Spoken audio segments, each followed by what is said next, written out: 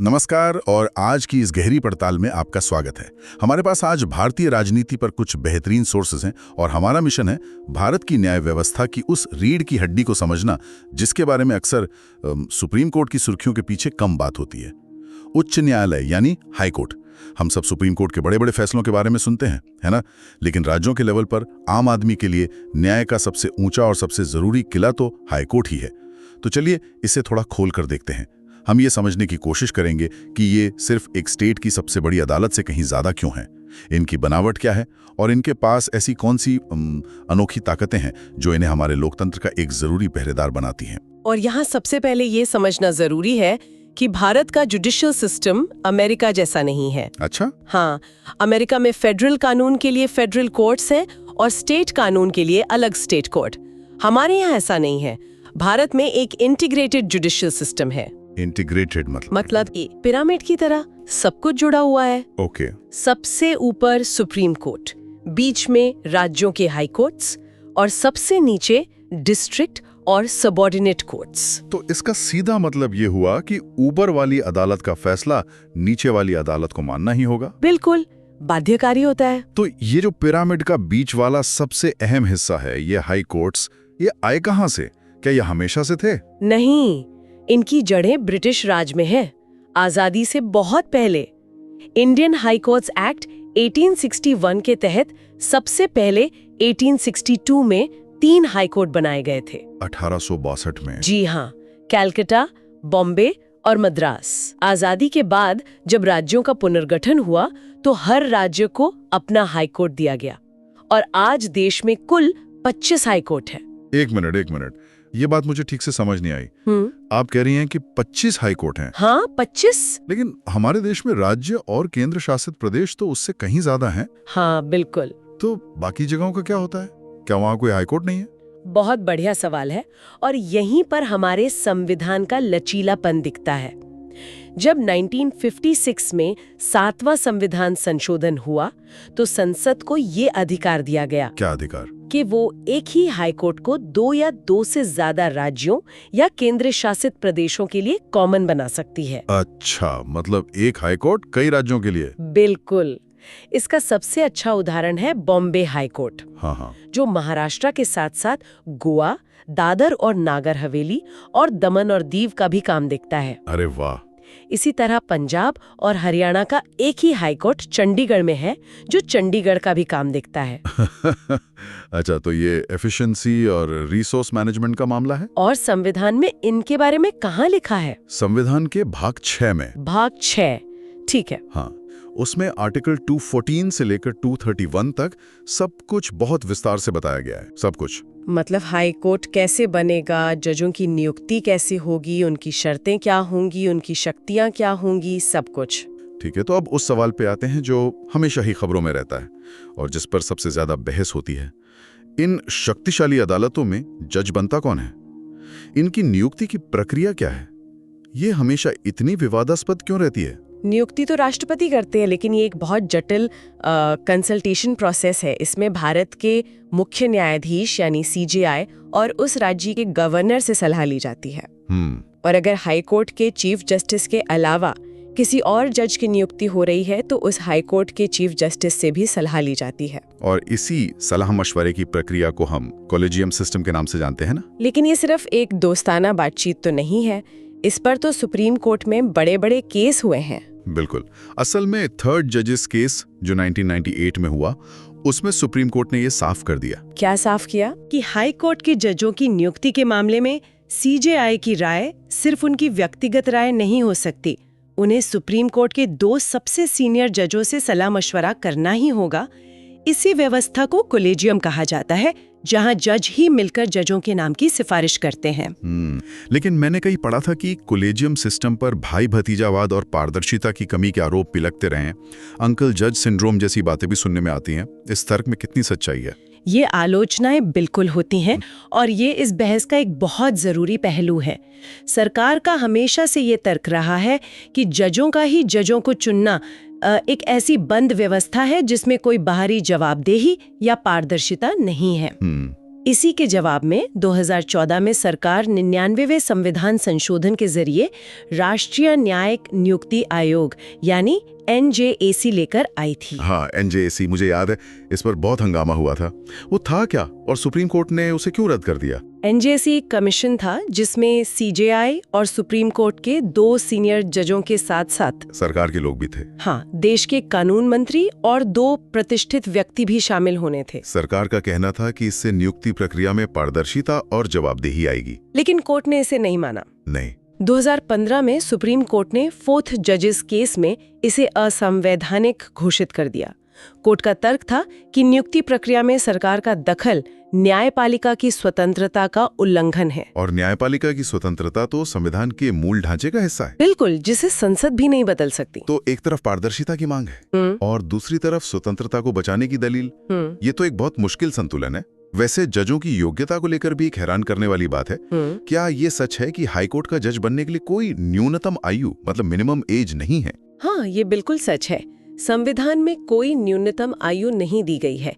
योग्यता सिर्फ ये है कि व्यक्ति भारत का नागरिक हो और उसे कम से कम 10 साल का न्यायिक अनुभव हो, या उसने कम से कम 10 साल किसी हाईकोर्ट में वकालत की हो। अच्छा। हाँ, रिटायरमेंट की उम्र जरूर तय है, जो कि 62 साल है। तो किसी जज को नियुक्त करना इतना जटिल है, क्या उन्हें पद से हटाना भी उतना ही मुश्किल है? मतलब आप किसी जज को सिर्फ इसलिए तो नहीं हटा सकते कि सरकार को उसका कोई फैसला पसंद नहीं आया? बिल्कुल नहीं, और यही तो न्यायपालिका की स्वतंत्रता का सबसे बड़ा कवच है। किसी हाईकोर्ट के जज को हटाने की प्रक्रिया ठीक वैसी ही है जैसी सुप्रीम कोर्ट के जज के लिए है। और वो बहुत मुश्किल है? दुनिया की सबसे मुश्किल प्रक्रियाओं में से एक है। इसका आधार सिर्फ 2 ही हो सकते हैं, सिद्ध कदाचार यानी प्रूवन मिसबिहेवियर, या अक्षमता यानी इनकैपेसिटी। ये भारी कानूनी शब्द है, आम भाषा में इनका क्या मतलब हुआ? कदाचार का मतलब सिर्फ भ्रष्टाचार नहीं है, बल्कि अपने पद का किसी भी तरह से दुरुपयोग करना हो सकता है। और अक्षमता का मतलब है शारीरिक या मानसिक रूप से अपने कर्तव्यों को निभाने में असमर्थ हो जाना। लेकिन इसे साबित करना पड़ता है। हाँ, साबित करना पड़ता है। और ये प्रक्रिया काम कैसे करती है? जजेस इंक्वायरी एक्ट 1968 के मुताबिक इसे शुरू करने के लिए लोकसभा के कम से कम 100 सांसद 100 सांसद? हाँ, या राज्यसभा के 50 सांसदों को एक प्रस्ताव लाना पड़ता है। अगर स्पीकर या चेयरमैन इसे स्वीकार करते हैं तो वो एक 3 सदस्यों की कमेटी बनाते हैं। उस कमेटी में कौन होता है? उसमें सुप्रीम कोर्ट के जज, किसी हाई कोर्ट के चीफ जस्टिस और एक जाने माने लोतज्ञ होते हैं जो इन आरोपों की जांच करती है। अगर कमेटी जज को दोषी पाती है तब जाकर ये प्रस्ताव संसद के दोनों सदनों में स्पेशल मेजॉरिटी से पारित होना जरूरी है। स्पेशल मेजॉरिटी मतलब कुल सदस्यों का बहुमत और वोट करने वालों का 2/3 बहुमत। सही। इसके बाद ही राष्ट्रपति उन्हें हटाने का आदेश जारी करते हैं। बाप रे, ये तो लगभग असंभव लगता है। क्या आज तक इस प्रक्रिया से किसी भी जज को हटाया गया है? नहीं, आज तक किसी भी जज को इस प्रक्रिया से हटाया नहीं जा सका है। सबसे नजदीकी मामला जस्टिस वी रामास्वामी का था 90s के दशक में। हाँ, मैंने सुना है उनके बारे में। जांच कमेटी ने उन्हें दोषी भी पाया था, लेकिन जब प्रस्ताव लोकसभा में वोटिंग के लिए आया तो उस समय की सत्ताधारी पार्टी ने वोटिंग में हिस्सा ही नहीं लिया और प्रस्ताव गिर गया। ओहो, तो ये प्रक्रिया बहुत ज्यादा राजनीतिक भी हो सकती है। हो सकती है। तो इसका मतलब है कि जजों को कार्यकाल की पूरी सुरक्षा दी गई है ताकि वे बिना किसी डर या दबाव के फैसले ले सकें। ये न्यायपालिका की स्वतंत्रता एक गाड़ी के शॉक एब्जॉर्बर की तरह है। आपको इसका महत्व तभी पता चलता है जब सड़क पर बड़े गड्ढे यानी राजनीतिक दबाव आते हैं। बिल्कुल सही एनालॉजी है। और भी कई सुरक्षा कवच हैं। जैसे जजों की सैलरी और भत्ते संसद तय करती है, लेकिन एक बार नियुक्त होने के बाद उनमें कोई ऐसी कटौती नहीं की जा सकती जिससे उन्हें नुकसान हो। उनकी पेंशन भारत की संचित निधि से दी जाती है, राज्य की नहीं, ताकि वे राज्य सरकार के दबाव में ना आए। और रिटायर होने के बाद वे प्रैक्टिस भी नहीं कर सकते। बिल्कुल, ये सब मिलकर उन्हें स्वतंत्र और निष्पक्ष बनाए रखता है। ठीक है, तो हमने देखा कि इन जजों को नियुक्त करना और हटाना कितना मुश्किल है ताकि वे स्वतंत्र रहें। लेकिन इस स्वतंत्रता का इस्तेमाल करने के लिए उनके पास असल में शक्तियां क्या हैं? वो ऐसा क्या कर सकते हैं जो एक सामान्य अदालत नहीं कर सकती? अब हम हाईकोर्ट के सबसे महत्वपूर्ण पहलू पर आ रहे हैं, उनकी शक्तियां। और यहाँ एक ऐसी शक्ति है जो बहुतों को हैरान कर देती है। वो है रिट जारी करने की शक्ति, जिसे हम रिट ज्यूरिसडिक्शन कहते हैं, जो आर्टिकल 226 के तहत आती है। रुकिए, आप कह रही हैं कि हिट जारी करने के मामले में एक हाईकोर्ट की शक्ति सुप्रीम कोर्ट से भी ज्यादा व्यापक है? ये कैसे हो सकता है? सुप्रीम कोर्ट तो देश की सबसे बड़ी अदालत है। हाँ, ये सच है और ये भारतीय संविधान की एक अनोखी बात है। देखिए, सुप्रीम कोर्ट आर्टिकल 32 के तहत केवल तभी रिट जारी कर सकता है जब किसी के मौलिक अधिकारों यानी फंडामेंटल राइट्स का हनन हुआ हो। सिर्फ मौलिक अधिकार? जी, लेकिन हाई कोर्ट आर्टिकल 226 के तहत मौलिक अधिकारों के साथ साथ किसी अन्य उद्देश्य के लिए भी रिट जारी कर सकता है। किसी अन्य उद्देश्य? इसका कोई ठोस उदाहरण दीजिए। जैसे अगर सरकार किसी का पेंशन का मामला गलत तरीके से रोक दे, या कोई यूनिवर्सिटी किसी छात्र का रिजल्ट गलत तरीके से घोषित कर दे। ये मौलिक अधिकार तो नहीं है। बिल्कुल सही पकड़ा आपने। ये सामान्य कानूनी अधिकार हैं, लीगल राइट्स। इन मामलों में आप सीधे सुप्रीम कोर्ट नहीं जा सकते, लेकिन आप हाई कोर्ट जरूर जा सकते हैं। अच्छा, हाँ, हाई कोर्ट सरकार या किसी भी अथॉरिटी को आदेश दे सकता है कि वो अपना काम कानून के मुताबिक करे।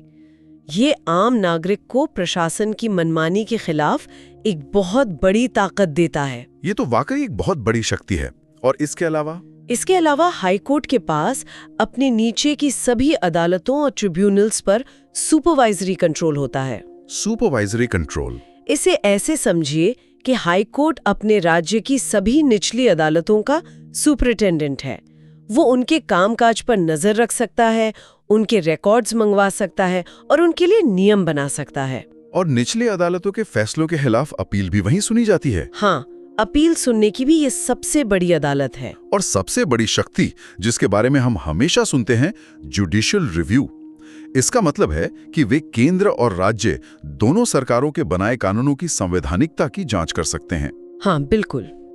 अगर हाईकोर्ट को लगता है कि संसद या राज्य विधानमंडल का बनाया कोई कानून या सरकार का कोई आदेश संविधान के किसी प्रावधान का उल्लंघन करता है, तो वो उसे अवैध और शून्य घोषित कर सकता है। दिलचस्प। और एक और दिलचस्प बात यह है कि इमरजेंसी के दौरान 42nd संशोधन के जरिए केंद्र सरकार के कानूनों की समीक्षा करने की हाई कोर्ट की शक्ति को छीनने की कोशिश की गई थी। तो क्या उस समय हाई कोर्ट केंद्र के कानूनों पर कुछ नहीं कर सकता था? कुछ समय के लिए ऐसा ही था, लेकिन इमरजेंसी के बाद 1977 में 43rd संशोधन के जरिए इस शक्ति को फिर से बहाल कर दिया गया। अच्छा, तो सब कुछ वापस पहले जैसा हो गया। हाँ, तो आज की तारीख में हाईकोर्ट केंद्र और राज्य दोनों के कानूनों की संवैधानिक समीक्षा कर सकता है, जो हमारे लोकतंत्र में चेक और बैलेंस के लिए बहुत जरूरी है। तो आज की इस गहरी पड़ताल को अगर हम समेटें तो ये साफ है कि उच्च न्यायालय सिर्फ राज्यों की सबसे बड़ी अदालतें नहीं हैं। वे एक स्वतंत्र, शक्तिशाली संवैधानिक संस्था हैं, जिनका एक लंबा इतिहास है, एक बेहद जटिल और विवादास्पद नियुक्ति प्रक्रिया है, और उनके पास रिट ज्यूरिसडिक्शन और जुडिशियल रिव्यू जैसी असाधारण शक्तियां हैं, जो उन्हें भारतीय लोकतंत्र का एक अहम प्रहरी बनाती हैं। और अंत में श्रोताओं के लिए एक विचारणीय प्रश्न।